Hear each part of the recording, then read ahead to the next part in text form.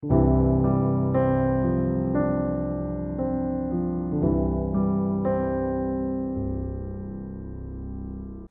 반갑습니다. 예, 한 7년 만에 여러분들 만나 뵙게 돼서 너무너무 감사하고 감격스럽습니다. 벌써 세월이 그렇게 지났습니다. 제가 우리 큰딸 돌 안 돼서 우리 중심교회 부임했었거든요. 근데 그때 벌써 그 아이가 지금 12살 초등학교 5학년이 됐고, 또 제가 충신교회를 사임하고 부산에 내려가면서 하나님이 계획에 없던 아들을 또 선물로 주셔가지고, 예, 아들 키우는 재미까지 맛볼 수 있는 또 그런 선물을, 은혜를 주셨습니다.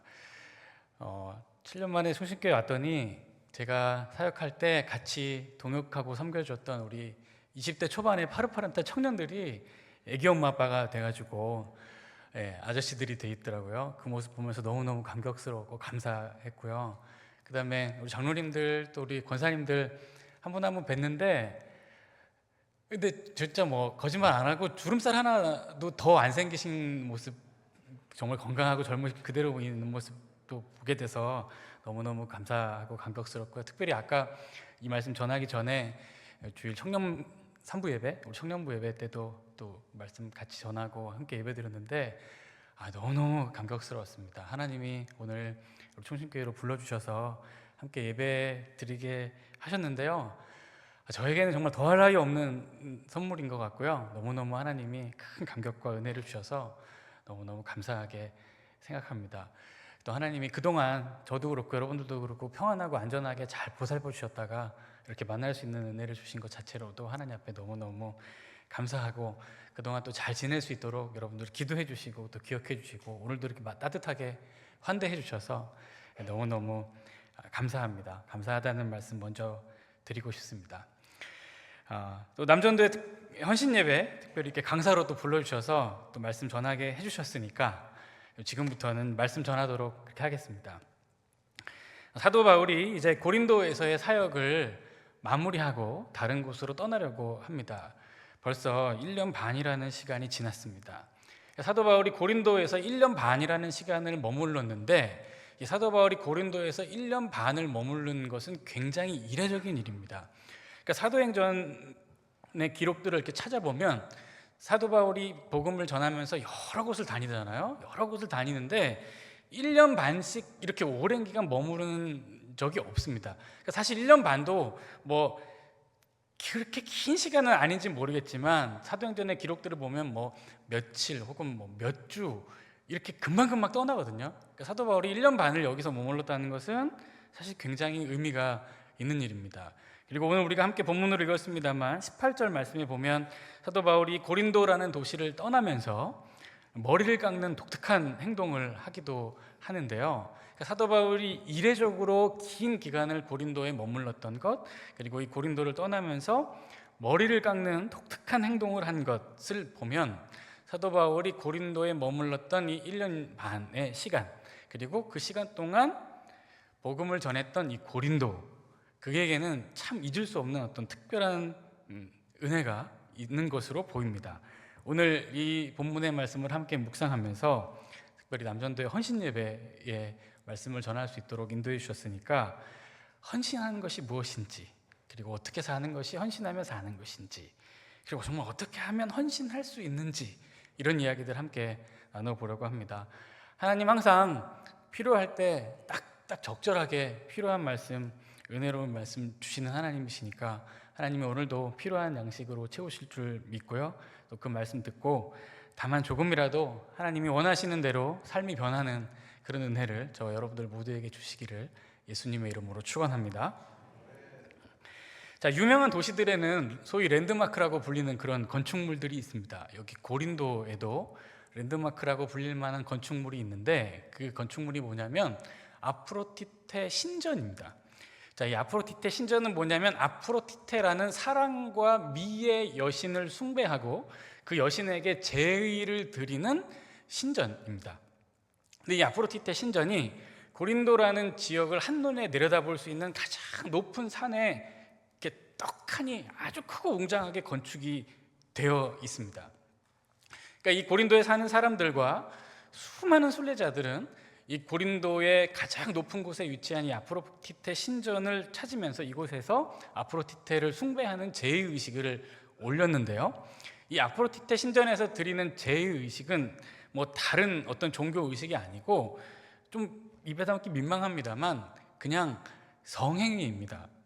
근데 아프로디테라는 여신 자체가 사랑과 미의 여신이기 때문에 사람들이 이 여신을 기쁘게 하면서 자신의 삶의 평안과 번영과 부를 구했는데, 사랑과 미의 여신이니까 이 사랑과 미의 여신을 즐겁게 하기 위해서 성행이라는 행위를 하면서 복을 빌었던 겁니다. 그러니까 이 아프로디테 신전은 부하고 싶고 번영하고 싶고 안정된 살고 싶은 인간의 본성과 거기에 더하여 육체적인 말초적인 그런 쾌락을 추구하는 교묘한 욕망이 종교라는 이름으로 교묘하게 결합된 인간의 욕망의 아주 추잡한 집합체라고 할 수 있습니다.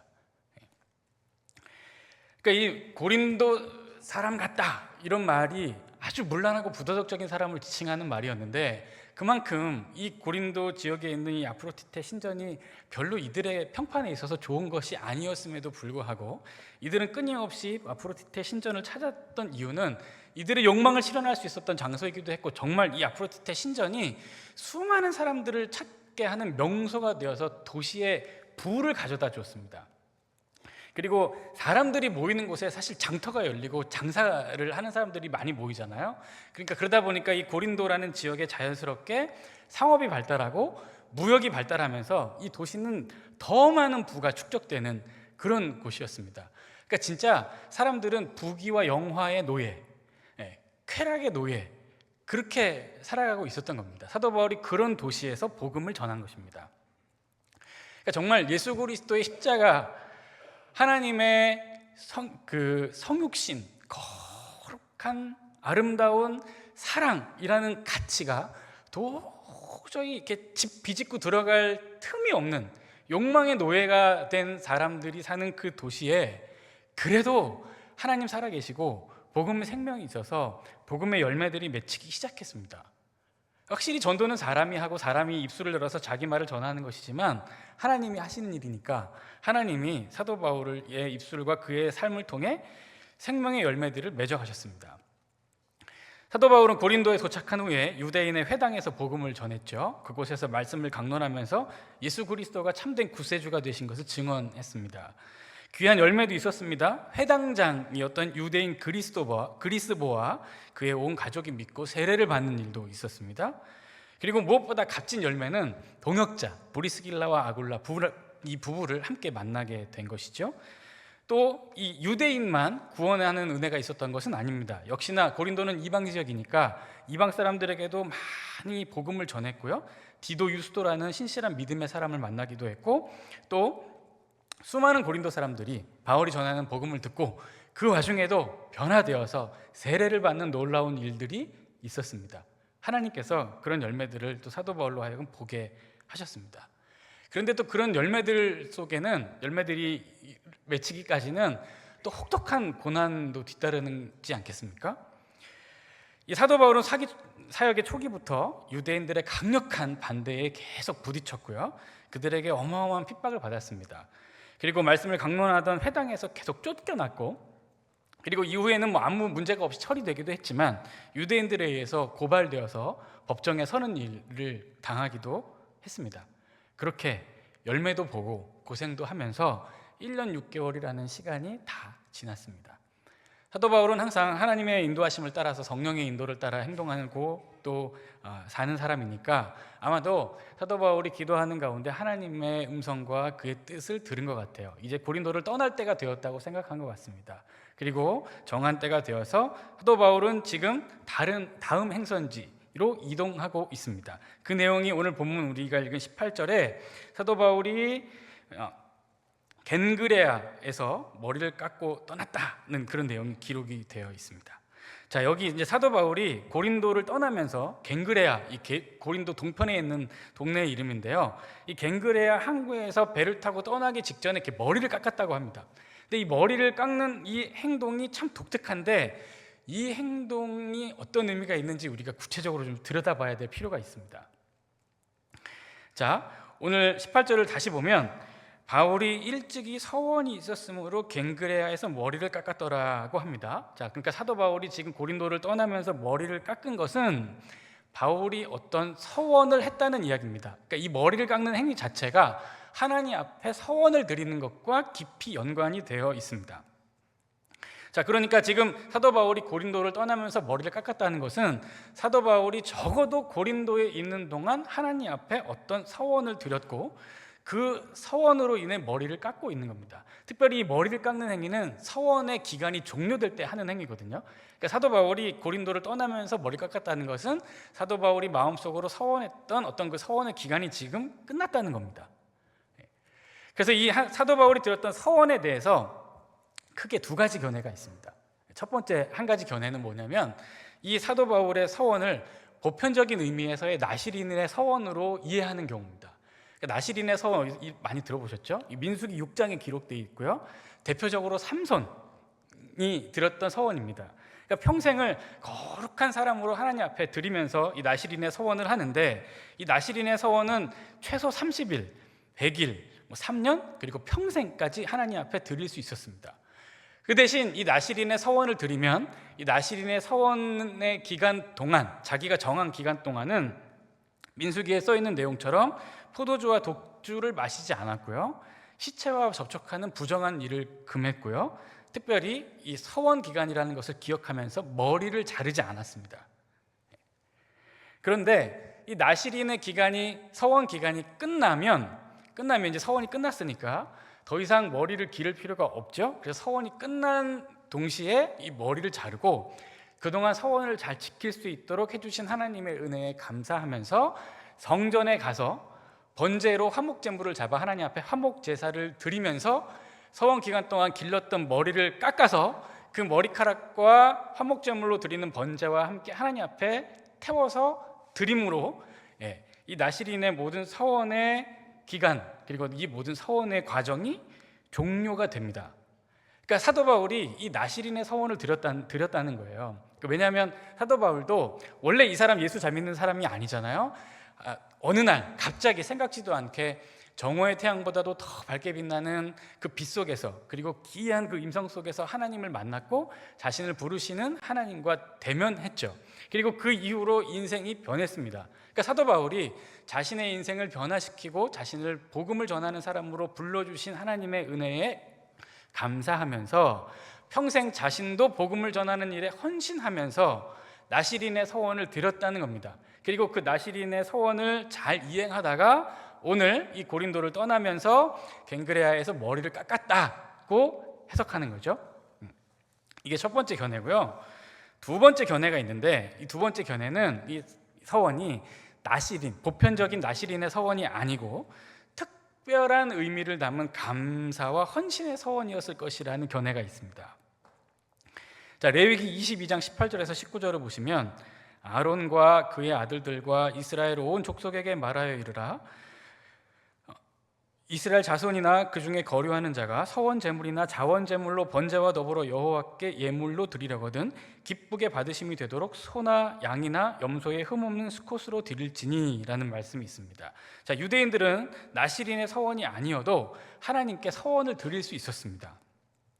그러니까 마음에 이렇게 간절하게 이루고자 하는 어떤 소원이 있을 때, 아니면 본인이 이제 어떤 일을 해야 되는데 이 일을 하기에 앞서서 이 일을 도와주실 하나님의 은혜에 대한 확신이 있을 때 미리 감사함으로 이 서원을 하나님 앞에 드릴 수 있었습니다. 그러니까 예를 들어서 전쟁에 나가기 전에 하나님께서 이 전쟁을 승리로 이끄시고 이 전쟁에서 죽지 않고 나를 보살피셔서 승리하게 하시는 은혜가 있을 줄 믿습니다 하고 전쟁에 나가기 전에 서원의 제사를 드리는 겁니다. 혹은 본인이 어떤 일을 다 하고 어떤 일정 목적을 달성한 다음에 하나님, 내가 부족하고 연약한데 하나님의 은혜라는 큰 선물을 주셔서 내가 감당할 수 없는 어떤 일을 잘 했습니다, 도와주셔서 감사합니다 하는 마음으로 서원을 했다는 겁니다. 그러니까 사도 바울도 지금 이런 의미에서의 서원을 드리고 있다는 것이죠. 그렇다면 사도 바울은 지금 개인적인 감사의 차원에서 서원을 드렸다는 것인데 이 개인적인 차원의 감사의 서원이 사도 바울의 고린도 사역과 직접적으로 연관이 되어 있다는 겁니다. 사실 이 사도 바울의 서원에 대해서 오늘 본문이 구체적으로 정보를 주고 있지를 않습니다. 이게 나시린의 서원이었는지 사도 바울의 어떤 개인적인 감사와 간증의 서원이었는지 그것을 말하고 있지 않기 때문에 명확하게 이 서원에 대해서 뭐다라고 설명할 수는 없지만, 적어도 오늘 이 본문으로 설교를 하고 있는 저는 개인적으로 두 번째 견해를 지지합니다. 그러니까 일반적인 의미에서 나시린의 서원을 드린 것이 아니고 사도 바울이 개인적으로 감사와 찬양과 은혜에 대한 그런 보답의 마음을 담아서 하나님 앞에 서원을 드렸던 것으로 보입니다. 자, 우선 만약에 사도 바울이 이게 나시린의 서원, 일반적으로 자기 인생을 드리면서 빛 가운데, 음성 가운데 자신을 만나주시고 불러주신 하나님께 드린 서원이었다면 몇 가지 좀 안 맞는 게 있습니다. 자, 지금 만약에 자신이 평생 하나님께 복음을 전하는 자로 하나님께 내가 헌신하겠습니다 라고 하면서 나시린의 서원을 들었다면 이거는 평생의 삶을 드린 거잖아요. 그러니까 굳이 전도 여행의 한 텀이 끝나는 이 시점에 머리를 깎으면서 이 서원을 종료할 필요가 없습니다. 평생 가야죠. 그러니까 아마 사도 바울이 나시린의 서원을 들었다면 적어도 그가 막 이제 그 죽음이라는 것을 스스로 이렇게 느낄 때, 막 호흡이 가빠지거나 더 이상 내 육신에 힘이 없음을 느낄 때, 그때 마지막으로 막 힘을 다 해서 머리를 깎으면서 평생 자신을 지켜주시고 복음을 전하는 일에 쓰임받을 수 있는 기회를 주신 하나님께 감사하다고 머리를 깎았으면 좀 이해가 되는데, 생각지 않게 뜻하지 않은 시점에 여기서 갑자기 아직도 할 일이 많고 젊은데 이 시점에 고린도를 떠나면서 머리를 깎은 것은 조금 앞뒤가 안 맞는 것 같아요. 그리고 아까 제가 설명드렸는데요, 나시린의 서원을 종료하려면 반드시 성전에 가서 화목 제물을 하나님 앞에 드리면서 그 성전 제단 앞에서 머리를 깎고 머리카락과 함께 제물을 태워드려야 한다고 그랬죠.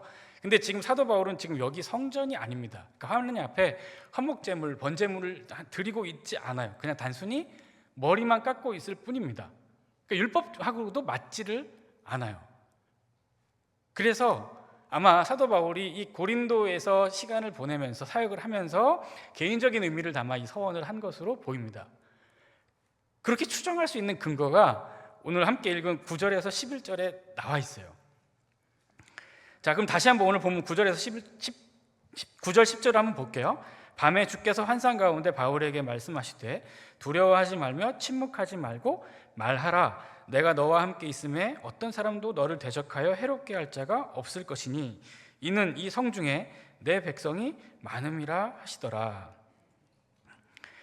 사도행전은 사도 바울이 고린도에서 사역을 하는 기간 동안 구체적으로 어떤 핍박들을 당했고 얼마나 그가 고생을 했는지 그걸 상세하게 기록하지는 않습니다.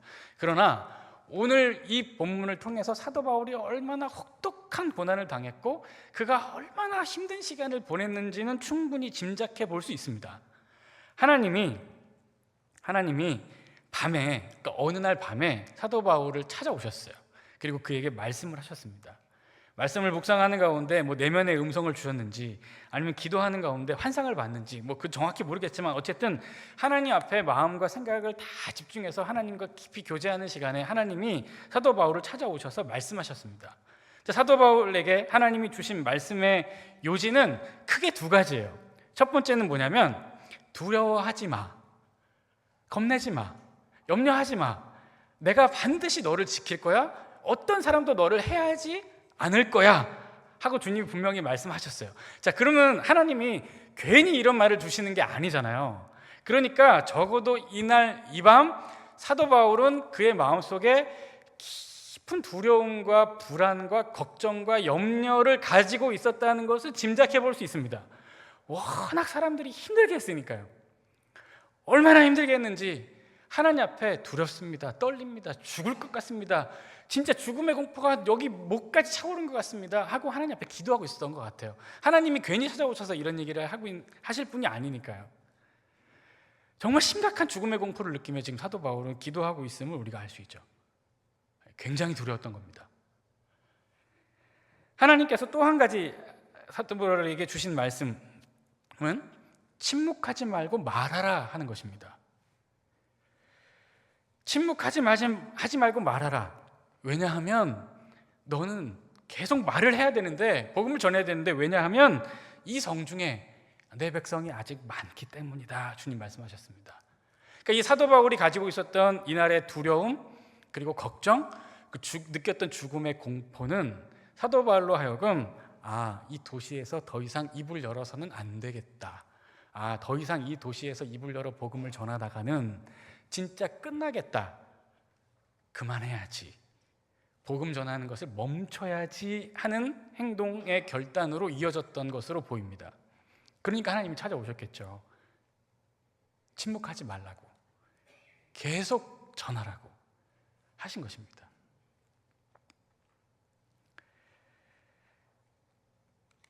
이만하면 됐지, 이 욕망의 도시, 쾌락의 도시에서 그래도 하나님이 은혜를 많이 주셔서, 그래도 회장장이 회심하고 그의 가족이 구원을 받고 수많은 유대인들이 주께 돌아와 세례를 받았으니까, 그리고 하나님이 좋은 동역자들도 만나게 하셨으니까 이만하면 됐지, 이제 마무리하고 떠나야 되겠다. 사실 사도 바울은 굉장히 용맹한 사람입니다. 험한 산맥을 넘고 매 맞는 거 이런 거 두려워하는 사람이 아닙니다. 그런데 그런 그가 두려움으로 기도하면서 복음 전하지 않을 결심을 했다는 것을 보면 사도 바울이 지금 엄청난 고통과 괴로움 속에 진짜 어마어마한 위협을 느끼며 지금 이 밤에 기도하면서 하나님을 만나고 있는 것입니다. 이런 사도 바울을 주님이 찾아오신 거예요. 그리고 말씀하셨습니다. 그러지 마. 그렇게 결심하지 마. 내가 지켜줄게. 내가 함께 할 거야. 어떤 사람도 너를 해하지 않을 거야. 그러니까 떠나지 마. 계속 입을 열어서 나의 복음을 전해다오. 이 성중에 아직도 내 백성이 많아. 아직도 돈의 노예, 쾌락의 노예가 돼서 죽어가는 사람들이 많다고. 제발 저 사람들 놓고 떠나지 말고 저들의 영혼을 위해 제발 조금 더 헌신해 주겠니? 하고 주께서 그를 붙잡은 것입니다. 오늘 본문의 11절은 하나님의 이 말씀을 듣는 사도 바울의 반응을 이렇게 기록하고 있습니다. 1년 6개월을 머물며 그들 가운데서 하나님의 말씀을 가르치니라.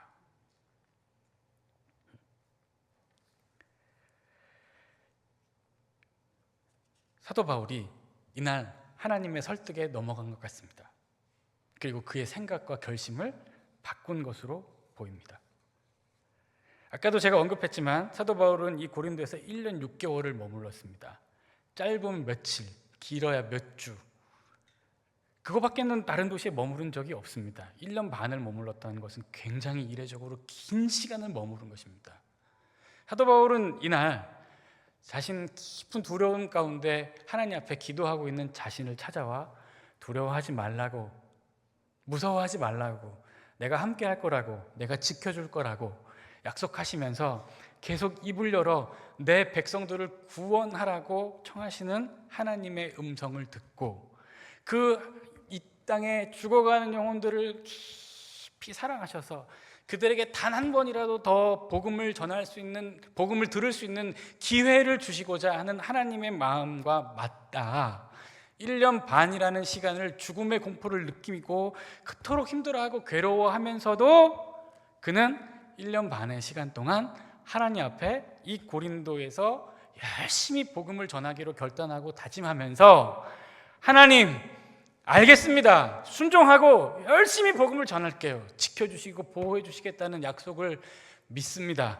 당신이 허락하시는 그 시간까지, 당신이 이제 됐다고, 여기를 떠나도 된다고 말씀하시는 그 순간까지 나를 찾아오신 그 하나님의 은혜를 다시 한번 의지하면서 열심히 복음을 전하겠습니다. 나를 지켜주세요, 돌봐주세요 하고 헌신하며 하나님 앞에 감사하며 서원을 드렸던 것으로 보입니다. 그리고 하나님의 인도하심을 따라 이제 됐다 하는 음성을 듣고 이 고린도를 떠나면서 그 1년 반의 시간 동안 자신의 서원을 이룰 수 있도록 지켜주시고 보호해 주신 하나님의 은혜에 감사하면서 사도 바울은 머리를 깎고 지금 이 도시를 떠나고 있는 것 같습니다.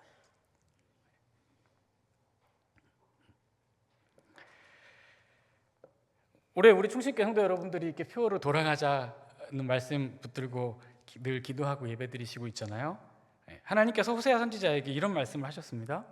호세아 3장 1절에서 2절, 여호와께서 내게 이르시되 이스라엘 자손이 다른 신을 섬기고 건포도 과자를 즐길지라도 여호와가 그들을 사랑하니 너는 가서 타인의 사랑을 받아 음녀가 된 그 여자를 사랑하라 하시기로 내가 은 15개와 보리 한 호멜 반으로 나를 위하여 그를 사고. 하나님이 호세아 선지자에게 음녀를 맞아 아내로 삼고 그를 끝까지 사랑하라고 얘기하셨습니다. 근데 그 여인이 진짜, 이렇게 표현하면 좀 그렇지만 정말 대단합니다. 멋져요. 단 한 번도, 단 하룻밤도 남편과 지내지 않습니다. 계속 다른 남자와 시간을 보냅니다. 그리고 다른 남자의 아이를 뵌 채로 또 집에 들어옵니다. 민망한지 또 그 집을 나갑니다. 그렇게 살다가 결국 이 여인은 노예가 되어서 시장에서 거래가 됩니다. 이제 팔려가면, 진짜 노예로 팔려가면 어디 가서 찾을 수도 없습니다. 그 전에 하나님이 호세아에게 말씀하셨어요. 가서 값을 주고 네가 사와라. 그리고 다시 네 아내로 맞아라 는 것입니다. 이 말씀을 들은 호세아는 은 15개와 보리 한 호멜 반, 정확하게 노예의 값입니다. 이 값을 치르고 노예로 팔려가게 된 자신의 아내를 사옵니다. 하나님이 호세아에게 이 아내를 사오라고 명하시면서 하셨던 말씀이 뭐냐면, 이스라엘 자손이 다른 신을 섬기고 건포도 과자를 즐기지만 나는 여전히 그들을 사랑하니 너는 너의 아내이지만 너 싫다고 딴 남자 좋다고 가서 돌아다니던 네 아내를 다시 네 아내로 맞아들여 와라, 이렇게 얘기하면서 그러니까 고멜한테 보내신 거예요. 그리고 이 호세아는 하나님 말씀에 순종해서 그 아내를 집으로 데려옵니다. 그리고 하나님은 호세아에게 이렇게 물으셨던 것 같아요. 호세아야, 봐봐, 네 아내 봐봐, 쌤통이야? 꼴 좋다 이런 생각 드니? 호세아가 대답합니다. 아니요, 너무 불쌍합니다. 너무너무 안 됐어요. 나랑 있으면 좋은데, 나랑 화목하게 잘 지내면 이 가정에서 제일 행복할 텐데 왜 모르고 돌아다니는지 모르겠습니다. 그래서 너무너무 안타깝고 불쌍해서 내가 다시 한번 데려오길 잘했다는 생각이 듭니다. 하나님 다시 말씀하십니다. 그래, 그래서 내가 나를 위해 그를 사라고 말했던 거야. 그래, 내 마음이 그래. 내 마음이 네 마음이야. 그 마음 좀 전해다오 내 백성들에게. 하나님 호세아 선지자에게 부탁하셨고요. 호세아 선지자는 하나님의 말씀을 듣고 백성들에게 외칩니다. 오라, 우리가 여호와께 돌아가자. 여호와께서 우리를 찢으셨으나 도로 낫게 하실 것이요 우리를 치셨으나 싸매어 주실 것입니다. 여호와께서 이틀 후에 우리를 살리시며 셋째 날에 우리를 일으키시리니 우리가 그의 앞에서 살리라. 하나님이 여전히 우리를 사랑하십니다. 우리의 모습이 형편없고 하나님 앞에 나갈 만한 전혀 너무너무 부끄러운 모습이지만 개의치 않으신답니다. 제발 돌아오기만 하랍니다. 하나님이 다 용서하신답니다. 여전히 사랑하신답니다. 하고 백성들에게 하나님의 말씀을 전하신 겁니다. 선지자가 어떻게 이렇게 너무 힘들었을 텐데 잘 감당했을까? 힘들었겠죠. 괴로웠겠죠. 너무너무 고달프고 힘든 세월을 살았을 겁니다. 하지만 하나님의 마음을 아니까, 하나님이 어떤 생각을 가지고 계시고 하나님이 어떤 뜻을 가지고 계신지 다 아니까 하나도 힘들지 않았습니다. 사도 바울도 죽을 것 같았지만, 당장이라도 사람들이 내게 죽자고 덤벼들어서 나도 겁났지만 하루하루 겁난 마음, 두려운 마음 가슴에 품고, 그러나 그보다 더 크신 하나님의 은혜를 의지하며 힘들어도 힘든 줄 모르고 괴로워도 괴로운 줄 모르고 겁나도 겁내지 않고 하나님 앞에 힘차게 복음을 전하며 그의 모든 서원의 기간을 다 채웠던 것입니다. 사랑하는 성도 여러분, 예수 그리스도의 은혜로 구원받아 하나님의 자녀가 되었습니다. 우리에게도 감사하는 마음이 있죠. 하나님, 내가 뭐라고 나 같은 사람 살리셔서 구원해 주시고 자녀 삼아 주시고 너무너무 감사합니다. 나도 당신을 위해 내 삶을 드리며 헌신하며 살겠습니다 합니다. 진심의 어린 고백이죠. 그런데 실제로 우리의 삶을 한번 보세요. 헌신하면서 살기가 쉬운가요? 어렵습니다. 해마다 연말이 되면 교육부서에 교사 구하기가 너무너무 어렵습니다. 구역장 할 분도 마땅치 않죠. 특히 요즘 같은 더운 날씨에 다들 힘들어하는 주차 봉사, 주방 봉사 할 사람 없어서 여기저기서 막 아우성입니다. 최근에는 선교지에도 더 이상 헌신하는 선교사가 없다고까지 현장에서 볼멘 소리들이 나오고 있는 그런 상황까지도 됐습니다. 마음은 헌신하고 싶고 마음은 하나님 앞에 드리고 싶지만 정작 헌신하기가 쉽지 않습니다. 교회 안에 연세가 많으신 분들은 젊어서 열심히 내가 봉사했고 수고 많이 했으니까 그래도 젊은 사람들이 이제 내 자리를 채워줘야지 하고 한 발 이렇게 물러나려고 하시고요. 또 젊은 사람들은 너무 알겠는데요, 애도 키워야 되고 나가서 일도 해야 되고 주말에도 일하러 나가야 될 때도 많고 해서 참 헌신하기가 쉽지 않습니다. 이게 솔직한 우리의 삶의 모습이고 이게 솔직한 우리의 고백이 아니겠습니까? 헌신하며 살고 싶고 살아야 하는 것도 당연히 알겠는데 헌신하며 사는 것이 왜 이렇게 힘들고 어려운지 모르겠고요. 진짜 헌신하며 살고 있는 것인지라고 진지하게 내 자신에게 물으면 그렇다고 답할 자신이 없습니다.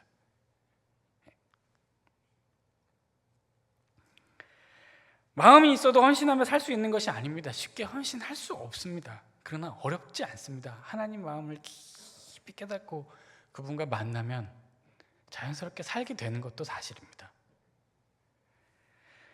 마태복음 6장 9절에서 10절 말씀, 그러므로 너희는 이렇게 기도하라. 하늘에 계신 우리 아버지여, 이름이 거룩히 여김을 받으시오며 나라가 임하시오며 뜻이 하늘에서 이루어진 것 같이 땅에서도 이루어지이다.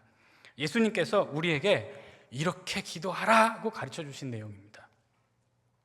이 기도의 의미는 기도할 때 하나님 앞에 이런 간구를 하라고 한 겁니다. 하나님의 통치와 다스림이 너의 삶에 이루어지도록 기도하라고 가르친 것입니다. 그러니까 하나님의 뜻대로 하나님의 마음으로 네 삶을 지배받으라, 그것부터 기도하라고 가르친 겁니다.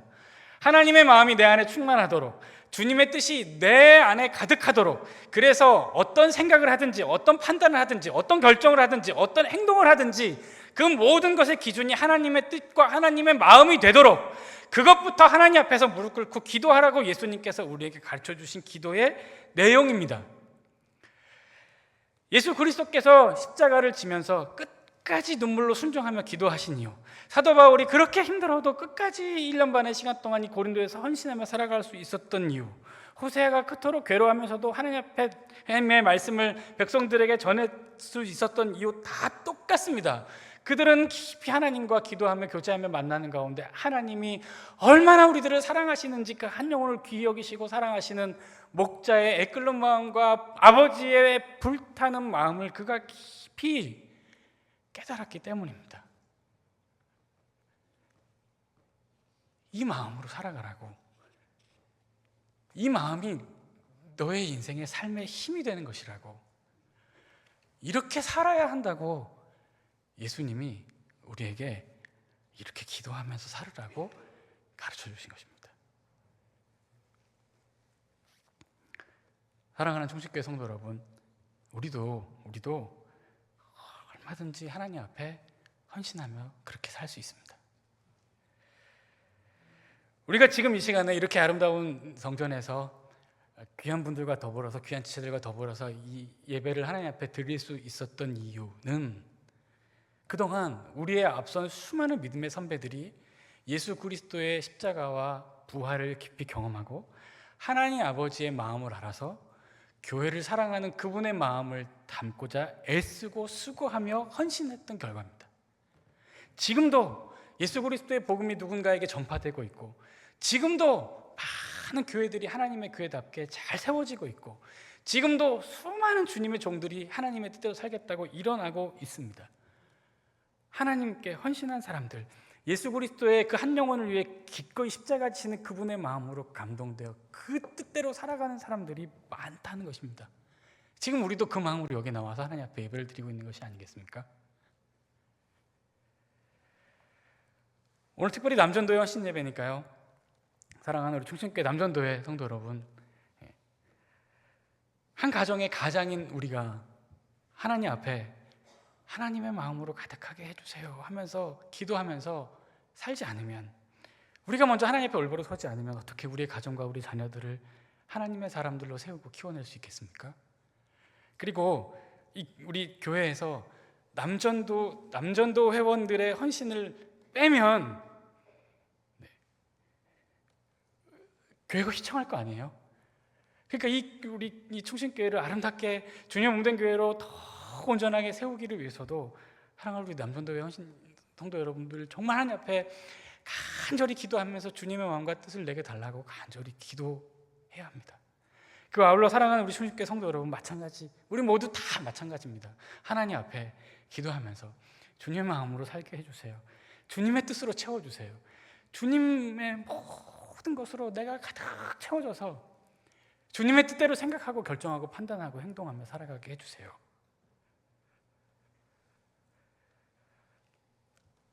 그렇게 살아간다면 우리도 얼마든지 우리의 삶을 통해 예수 그리스도를 전파하고 복음을 증거하며 하나님의 살아계심을 전하는 일에 값지게 쓰임받으며 살아갈 수 있게 될 것입니다. 사랑하는 성도 여러분, 우리 언제 어디서 어떤 모습으로 또 만나게 될지는 모르겠지만 어디서든지 저나 여러분들이나 각자 하나님께서 허락해 주신 삶의 현장에서 열심히 주님의 마음을 내게 달라고 기도하면서 그 주님의 마음으로 주께 헌신하며 살면서 복음을 위해 값지게 쓰임받으며 살다가 다시 만나면 좋겠고요. 그런 아름다운 제자의 삶으로, 그런 복음의 일꾼으로 여러분들의 인생과 여러분들의 가정과 여러분들의 자녀들이 값지게 서는 그런 은혜가 충만하시기를 예수 그리스도 이름으로 축원합니다.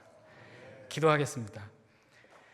하나님 아버지, 구원해 주시고 자녀 삼아 주시고 또 복의 통로로 쓰임 받으며 살 수 있도록 기회를 주셔서 감사합니다. 하나님의 은혜에 감사하여 정결하고 거룩하게 또 많은 재물과 시간과 열정을 들이며 헌신하며 살고자 하지만 번번이 그 믿음의 결단을 지키며 살지를 못했습니다. 나의 생명과 구원을 위해 아들의 생명은 아무것도 아닌 것으로 여기시는 하나님 아버지의 마음으로 이 시간 나를 가득 채워주셔서 복음을 전하며 교회를 섬기며 이 땅의 사람들을 사랑하며 섬기며 사는 것이 어렵지 않게 하여 주옵소서. 주를 위해 재물과 시간과 열정과 마음과 생각을 드리며 헌신하는 삶이 기쁨이 되게 하여 주옵소서. 오늘 특별히 이 헌신 예배를 드리며 하나님 앞에 선 우리 남전도의 모든 성도들에게 주의 마음을 부어주셔서 믿음의 헌신을 드리는 모범된 가정으로 또 교회와 삶의 현장에서 신실한 일꾼으로 세워주시옵소서. 아울러 우리 충신교회 모든 성도들에게 동일한 은혜를 베푸셔서 우리 충신교회 성도들을 통하여 복음이 전파되게 하시고 하나님의 살아계심이 증거되게 하시고 많은 영혼들이 그리스도께로 돌아오는 놀라운 일들이 가득하게 하여 주옵소서. 예수 그리스도의 은혜 가운데 항상 건강하고 평안하며 순족한 삶이 되도록 우리 성도들 보살펴 주시옵소서. 우리를 하나님 아버지의 사랑으로 늘 풍성하게 채워주시는 예수 그리스도의 이름으로 축복하며 기도합니다. 아멘.